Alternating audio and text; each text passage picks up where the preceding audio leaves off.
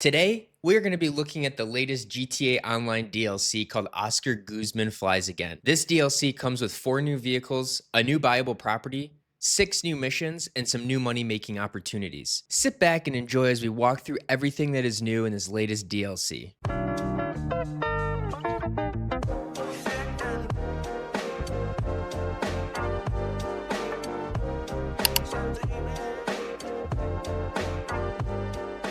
The Oscar Guzman Flies Again DLC follows an arms trafficker and is all about flying. There are 2 new planes and 1 new helicopter. So if you like to fly, this DLC is for you. I find it really refreshing to see some new planes and helicopters released by Rockstar, rather than just some more fancy sports cars. Let's first look at the new helicopter that was added. This new helicopter is called the DH-7 Iron Mule and is a much larger and faster version of the Cargo Bob. It's a massive helicopter that has a hook underneath to pick up other vehicles or movable in-game objects. The price tag on this new helicopter is $1.7 million. The Iron Mule flies similar to the Cargo Bob, which isn't great. According to the game files, they both have the same base top speed of 99 miles per hour, but the Iron Mule has faster acceleration and better handling. At the end of the day, don't expect the Iron Mule to be as agile as some of the other helicopters like the Sparrow. It's still a massive helicopter that can struggle to maneuver in smaller spaces. But relative to the Cargo Bob, it's actually a pretty good upgrade. The Iron Mule's real benefit is its hook and the ability to pick up cars and other objects. You can pick up pretty much any vehicle, including a dump truck or even the Insurgent pickup truck, which the Cargo Bob could not do. In addition to vehicles, you can also pick up other movable in-game objects, like dumpsters or even these explosive fuel cans. If you practice a bit, you can drop these fuel cans from the Iron Mule and have them explode on other vehicles. This could be something fun for you to add to your heist as a getaway. Unlike the Cargo Bob, the Iron Mule also has some defensive capabilities. The Iron Mule can be upgraded to include both flares to distract heat-seeking missiles from locking onto you, or chaff to disable missiles from locking onto you for a short period of time. I'm not sure how effective this really is if you were getting chased down by a fighter jet or other fast plane, because the Iron Mule is still pretty slow relative to a fighter jet. But it is nice to see at least some defensive countermeasures on the Iron Mule because the Cargo Bob had nothing. The Iron Mule is also unique in that it can carry up to 16 passengers. It's effectively a flying bus in GTA Online. Next up is the new Duster 300H attack plane. Although it's designed more like an agricultural plane that you would see spraying crops on a field. You can purchase this smaller and very maneuverable plane for about $1 million from the elitist travel website on your phone. The machine guns are the only weapon on this plane, which are pretty hard to hit your targets with. But nonetheless, this is a pretty nimble plane that is really fun to fly. The final plane that is new with this DLC is the Titan 250D. The Titan is a massive military plane resembling the AC-130 gunship and comes equipped with a heavy-duty gun turret for taking out large targets. The price tag on the new Titan from the Warstock website is a whopping $4.8 million. The Titan is a massive plane and is a bit bulky to fly. After all, it resembles the size of a large 747. So hey, what do you expect? The plane isn't going to outmaneuver any other plane, but it will provide good support to other players in the air or on the ground. According to game files, the Titan 250D has a top speed of 174 miles per hour.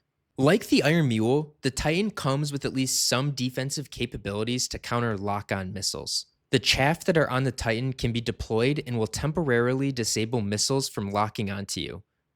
The cooldown is pretty quick, so you can spam it to some extent. Again, just like the Iron Mule, at the end of the day, the Titan is a massive and slow to maneuver plane, so you aren't going to win any major dogfights in the sky. But the Titan can withstand 3 homing missiles to hopefully buy you enough time to survive. The part of the Titan that really shines through is its gunner turret. The turret is positioned on the left side of the plane and allows the pilot to switch from the pilot view to the gunner view. Once in the gunner view, the Titan will maintain its current altitude and will give the player the ability to shoot the gun turret. You only get 5 shots, which can be fired in quick succession before you have to stop and reload.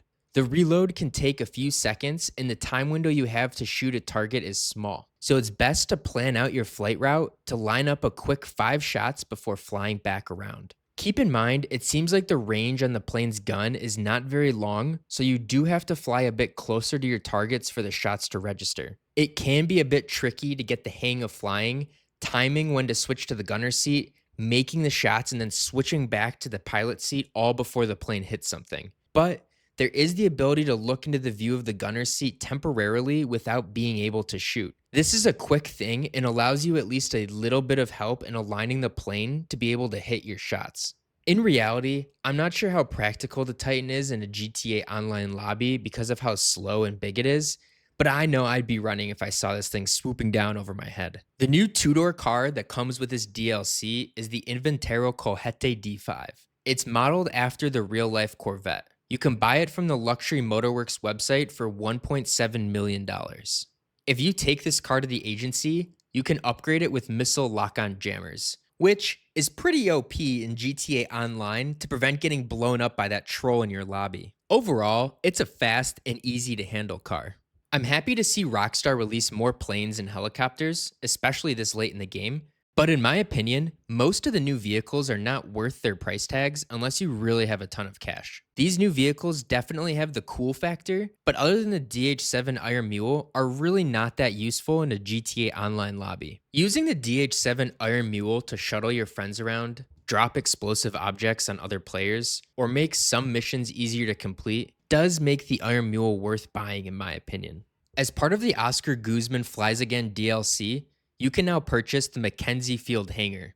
The hangar allows you to store up to 20 planes and also unlocks new missions as part of the DLC. The hangar can be purchased from the Maze Foreclosures website on your phone for $1.4 million. The hangar is nothing special, but it's nice to see Rockstar open this property up in GTA Online as it was a big part of the GTA story mode. The hangar property also pairs nicely with the new aerial vehicles that came with this DLC because you now have more storage slots. In the back of the hangar, there is a small office that has 2 entrances. You can also wake up here when starting a new session in GTA Online. In the office, there is a laptop to start the 6 new missions that came with this DLC. If you're enjoying this video so far, please press the like button and subscribe to my channel so you'll get notifications when new videos are published. The missions follow an arms dealer named Oscar Guzman, who thanks to you is now operating out of the McKenzie Field Hangar. Oscar Guzman found that his competitors have a Titan 250D and can wipe out any of Oscar's arms shipments with ease. Oscar has enlisted your help to steal the competitor's Titan 250D and take over the arms dealing market. The 6 missions are unlocked one at a time and must be completed in order. The first 5 missions are setup missions that build up to the final 6th mission where the Titan gets stolen. It's also important to note that only the final 6th mission will give you any cash. The first 5 missions don't give you any money. To start the missions, you must first purchase the McKenzie Field Hangar. After you've done that, you can access and start the missions from the laptop in the hangar office. There's currently a bug in the game that prevents you from accessing the office laptop if you have the extended radar turned on in your settings. It's a pretty odd bug, but if you use the extended radar and try to start these jobs, it will drive you crazy, so I'm calling it out for you now. The first mission is called Up and Running and requires you to steal another gang's supplies so that Oscar can sell it himself. An initial business investment, if you will. You need to first destroy a communications tower and then chase down a rival's cargo plane while on a motorcycle. After doing damage to the plane, you recover the fallen cargo and return it to the McKenzie hangar. When this mission is complete, Oscar's arms business will be up and running. The second mission is the first of 4 setup missions building up to the final Titan heist. This mission requires you to steal the competitor's gunner aircraft called a Mogul, which will be used as gunner support for the Titan. To do this, you fly to the competitor's holdout on top of a canyon, steal the Mogul, and then fly it back to McKenzie hangar. The third mission and second setup mission requires you to steal intel from the competitor. You have to maneuver a small drone around the docks and use it to remotely hack into multiple servers. The servers reveal the location of a sunken cargo ship, which you scuba dive down to and recover the cargo. The fourth mission is a setup mission that requires you to cause havoc on the competitor's weapon testing site.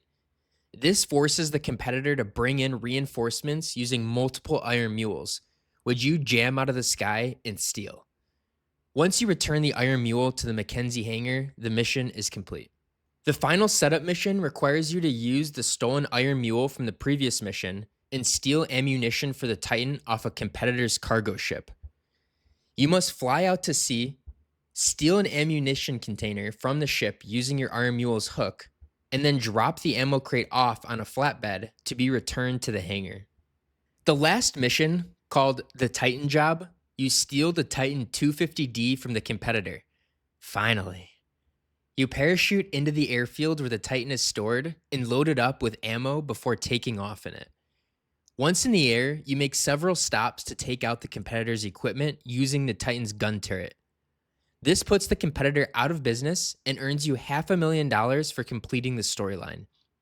In addition, you will also get paid out for any of the optional vehicles you stole during the support missions. If you enjoyed the storyline and want to see the full gameplay of each mission, then you should subscribe to the channel so you'll get notified when I publish the full-length gameplay video. When it comes to making money in this new DLC, the only mission that makes you money is the final Titan Job mission. This mission will give you a base $500,000, but you'll get more money for each extra vehicle you pick up and return to the hangar. You can rerun these missions over and over again and complete them pretty quickly to make more money each time. You can easily make a few $1,000,000 running these jobs. It takes about as long to run all these missions as the Cayo Perico heist missions. However, once you replay the missions a couple times and can afford the Iron Mule, buy it. You can use the Iron Mule to pick up and transport the sale vehicles for your other businesses.